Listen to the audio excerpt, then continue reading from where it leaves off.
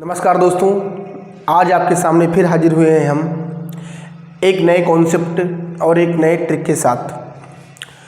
तो हमने इसके पहले पढ़ा था एवरेज में सम संख्याओं को लेकर, तो आज हम एवरेज में पढ़ेंगे विषम संख्याओं को लेकर। तो विषम संख्याओं को लेकर हम औसत में पढ़ेंगे। तो पहले विषम संख्याएं होती क्या है उसको जानेंगे हम लोग। विषम संख्या, विषम संख्या इंग्लिश में इसको कहते हैं ऑड नंबर।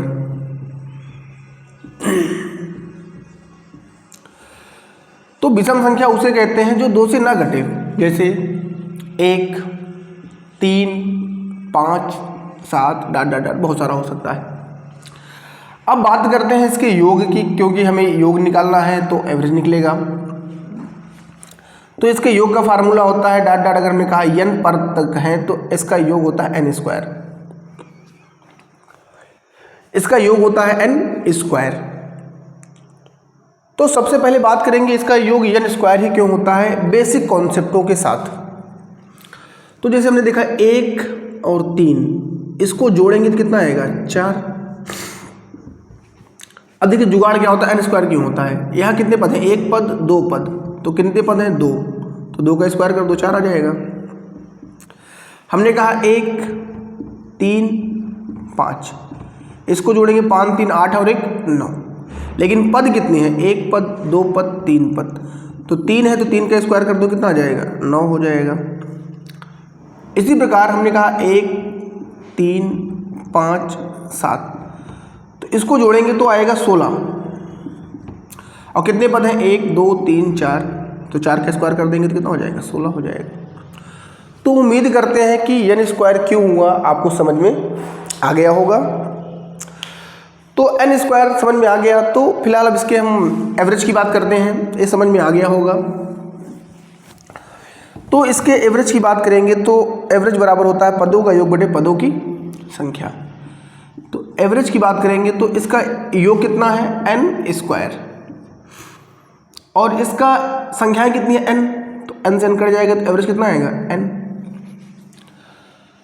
तो विषम संख्याओं का औसत क्या होता है, जितने पद हैं वही उसका क्या होता है, तो एवरेज होता है।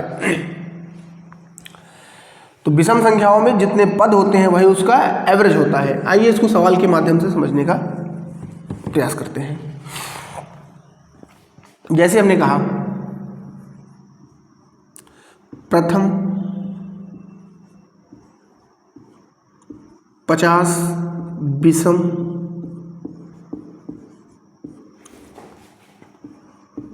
संख्याओं का एवरेज क्या होगा, तो 50 ही होगा। कितना होगा 50 ही होगा। क्यों, क्योंकि पद हमारे पास टोटल है 50। तो हमने अभी पढ़ा कि जितने पद होंगे औसत भी उतना ही होगा। तो प्रथम 50 विषम संख्याओं का औसत कितना होगा 50।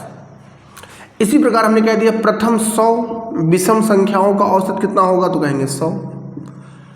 तो कुल मिलाकर हमने सीखा कि जितने पद होंगे उतने ही एवरेज होंगे। तो ये बात हमारी समझ में आ गई। अब इस पर कुछ आगे की सवालें कैसे बनती हैं और जो हमने इसके पीछे सीखा है उसमें सवालें कैसे बनती हैं उसको भी हम लोग सीखने का काम करते हैं। तो औसत विषम संख्याओं का औसत तो समझ में हमारे आ गया कि जितने पद होते हैं उतने ही उसका क्या होता है, एवरेज होता है। तो सवाल कैसे बनता है, कितने तरह की सवालें बन सकती हैं उस पर चर्चा करेंगे। जैसे हमने एक सवाल दिया आपको, कहा 15 या 5 दे दिया हमने, 5 विषम संख्याओं का औसत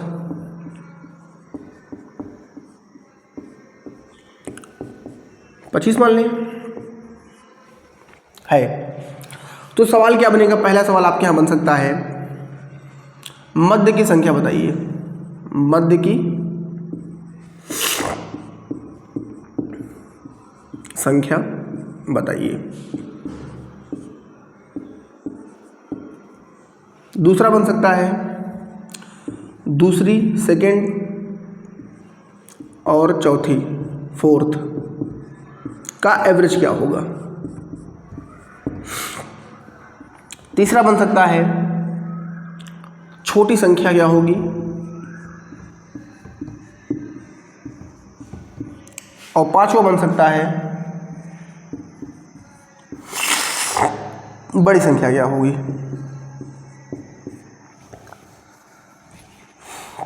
तो मध्य की संख्या कैसे निकालेंगे? सबसे आसान तरीका हमारे पास कि 5 संख्याएं हैं तो 2 संख्या इधर होगी,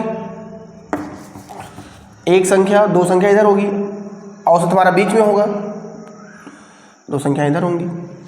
तो मध्य की संख्या पूछ रहा है तो 25 ही होगा, कोई दिक्कत नहीं है। दूसरी संख्या और चौथी संख्या का एवरेज पूछ रहा है तो 25 ही होगा। अब छोटी संख्या पूछ रहा है तो हमने इसके पहले वाले लेक्चर में आपको बताया था कि इसमें एक कम कर देंगे, छोटी पूछेगा तो घटा देंगे और बड़ी पूछेगा तो जोड़ देंगे। तो इस 4 को घटाएंगे तो 21 आएगा और इस 4 को जोड़ेंगे तो कितना होगा, 29 होगा। तो विषम संख्याओं में सवाल इतने ही बनते हैं, ऐसे ही बनते हैं, और सबसे ज़्यादा सवाल छोटी और बड़ी संख्या से बनता है। तो आइए इस पर एक सवाल हम और करते हैं।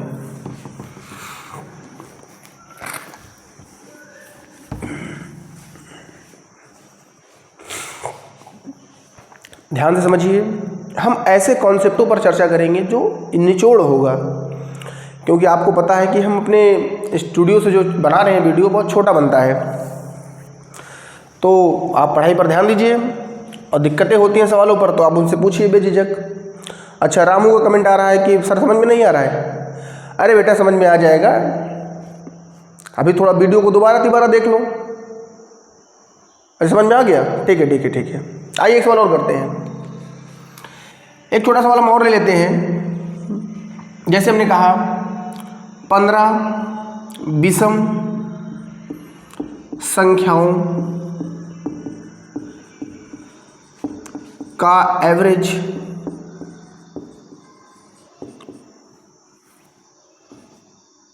इकहत्तर है। बस हमसे 2 ही सवाल पूछेगा, छोटी संख्या और बड़ी संख्या। तो छोटी संख्या पूछेगा तो 1 कम कर देंगे, कितना आएगा, 14। अगर हमसे छोटी संख्या पूछेगा तो 71 में हम 14 घटा देंगे, सॉरी गलती कर दी, घटा देंगे। और बड़ी संख्या पूछेगा तो 71 में 14 हम क्या करेंगे, जोड़ देंगे। इसको हमने पहले ही पढ़ा है।